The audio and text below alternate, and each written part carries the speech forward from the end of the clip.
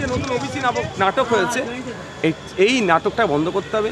এই যে OBC A OBC B category করে বকলমে মুসলিম সম্প্রদায়কে পিছিয়ে রাখা হচ্ছে, এটা আবার নতুন করে করতে হবে। সার্ভে করে সায়েন্টিফিক ওয়েতে ব্যাকওয়ার্ড ক্লাসেস অ্যাক্টের যে নির্দেশনা আছে, নির্দেশিকা আছে, সেটাকে মেনটেন করে আপনার করতে হবে, আপনার ওবিসি পুনর্বহাল করতে হবে। সরি, ওবিসি যেটা 10-7 যেটা আছে, ওই জন্য 7টাকে 10 করুক। ওবিসি এ 10%, ওবিসি বে 10% করুক। তা না করে যে নোংরামি করছে, এটা বন্ধ করতে হবে। এবং সর্বোপরি ভিন্ন রাজ্যে যে পরিযায়ী শ্রমিকদের উপর আক্রমণ হচ্ছে, খুন হচ্ছে, মার্ডার হয়ে যাচ্ছে, মারধর করছে, তাদের ব্যবসা বাণিজ্যতে ডিস্টার্ব করছে, এটা বন্ধের জন্য আমাদের আজকে ধর্ণামঞ্চ। ধর্ণামঞ্চ আজ শনিবার, আগামীকাল রবিবার, আগামী পরশু দিন সোমবার পর্যন্ত চলবে। বেলা 1টা থেকে 5টা তথা 6টা পর্যন্ত এই ধর্ণামঞ্চ চলবে। আজকে আমরা দেখলাম যে উড়িষ্যাতে একজনকে খুন হতে হলো। প্রতিনিয়ত বিভিন্ন মুর্শিদাবাদের শামশেরগঞ্জের বাসিন্দা লোকমানকে, তিনি একজন পরিযায়ী শ্রমিক, তাকে খুন করেছে। অবশ্য পুলিশ দুজনকে গ্রেফতার করেছে। শুধু গ্রেফতার করছে বলে এখন যে ক্ষোভটা উঠছে, ক্ষোভের প্রশমিত হওয়ার জন্য নয় নাকি, সেটা আমাদের একটু ভাবাচ্ছে। সুতরাং এটা ছোট ইস্যু নয়, এটা একটা বড় ইস্যু। বারবার বাঙালির উপর আক্রমণ হচ্ছে, এটা মেনে নেব না আমরা। রাজ্য সরকার তো ভাষা আন্দোলন করছে, প্রতি শনিবার রবিবার তারা আন্দোলনের কথা বলছে এবং গত 28 তারিখেও তিনি বলেছে। অনেক গল্প শোনালেও রাজ্য সরকার সেই সদর্থক ভূমিকা নিচ্ছে না। আমি একটা ছোট্ট কথা বলবো, উড়িষ্যাতে ধর্ণা আক্রমণ হচ্ছে। উড়িষ্যাতে আমাদের 30,000 পরিযায়ী শ্রমিক আছে, আর উড়িষ্যার 3 লাখ আমাদের ওয়েস্ট বেঙ্গলে কাজ করছে। আমরা কোনোদিন উড়িষ্যার 3 লাখ উড়িয়ার ভাইকে কিছু বলেছি? আমরা আগলে ধরেছি, আমাদের পুলিশ তাদেরকে নিরাপত্তা দিচ্ছে। আমাদের 30,000কে ওরা সহ্য করতে পারছে না কেন? আমাদের মুখ্যমন্ত্রী যদি আবার উড়িষ্যাতে চলে যায়, বিভিন্ন সময় যে বিভিন্ন অডিটোরিয়ামে মিটিং করে, তো একবার যদি উড়িষ্যা চলে যায় যে আমার পরিযায়ী শ্রমিকদের মানে আমার বাংলা শ্রমিকদের সাথে আমি কথা বলবো, তারপরে উড়িষ্যায় আর আমাদের শ্রমিকদের উপর আক্রমণ হবে মনে হয়? সাহস দেখাতে পারবে কেউ? কিন্তু যাচ্ছে না কেন? এদিক সেদিক বিভিন্ন জায়গায় ঘুরে ফেলতে পারছে। ওই শোভন বৈশাখীর এই গল্প শুনতে গিয়ে চার টাইম হচ্ছে, কিন্তু পরিযায়ী শ্রমিকরা মার খাচ্ছে, সেই দিকে টাইম হচ্ছে না। তাই আমাদের আজকে এই ধর্ণামঞ্চ থেকে প্রতিবাদ আমরা জানাচ্ছি। কি হবে? 5,000 টাকা করে দেওয়ার কথা বলছে, শ্রমিকরা পাবে? অর্ধেক তো তৃণমূলের নাতিপুতারা পেয়ে যাবে। ওখানে দুর্নীতি হবে, 1 নম্বর কথা।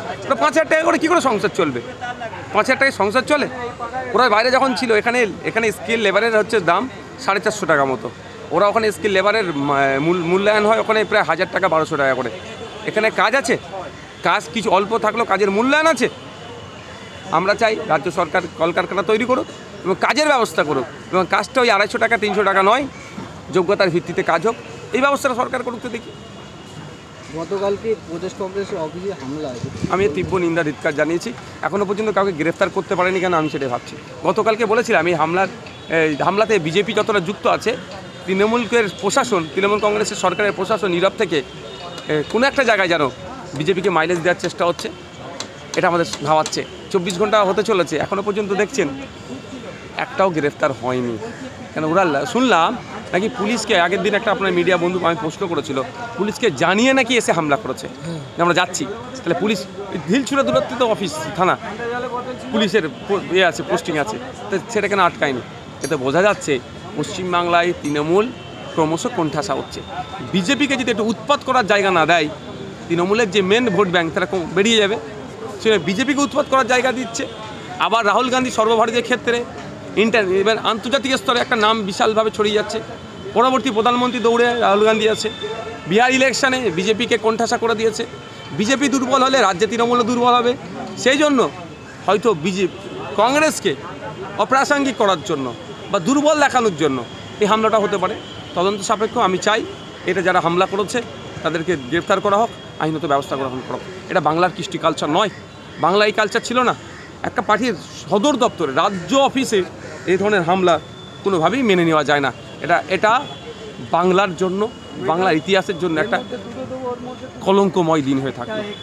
কী কর্মসূচি থাকছে সারাদিন এখানে? আমাদের অবস্থান বিক্ষোভ, আসবেন বিভিন্ন যারা, তারা বক্তব্য দেবেন, আলোচনা করবেন। এই বিষয়ের উপরই থাকবে যে 4টি ইস্যুর কথা বলবেন। এটা কি খালি মুসলিম নেতা? না, এসব ভুলভাল ছড়ানো হচ্ছে, সম্পূর্ণ অসত্য কথা।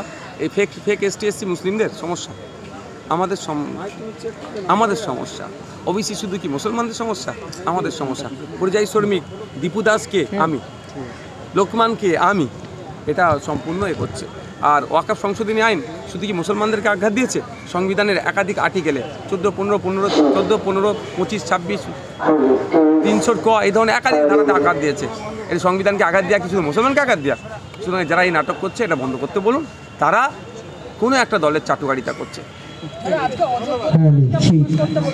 প্রকাশ করুক না, দেখছি তো, আমার বিশ্বাস হয় না প্রকাশ হবে। হলেও আংশিক করে ওর মধ্যে জল থাকতে পারে, জল মেশানো থাকতে পারে, ফলে কোর্টে গিয়ে মামলা হবে। আক্রমণ করা হয়েছিল আপনার ওপর, সেটা কি পরিকল্পনা মাফিক? একদম, আমি তো সব ভিডিও ফুটেজ সব পাবলিক করেছি, সব তো দেখিয়েছি যে কীভাবে আমার উপর আক্রমণ হয়েছে, কে করেছে, আসলে আক্রমণ করলে চলে গেল।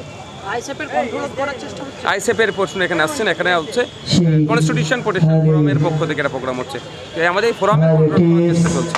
না, আপনি তো বিধায়ক, সে তো করবেই, সরকারের সমালোচনা বেশি করছে।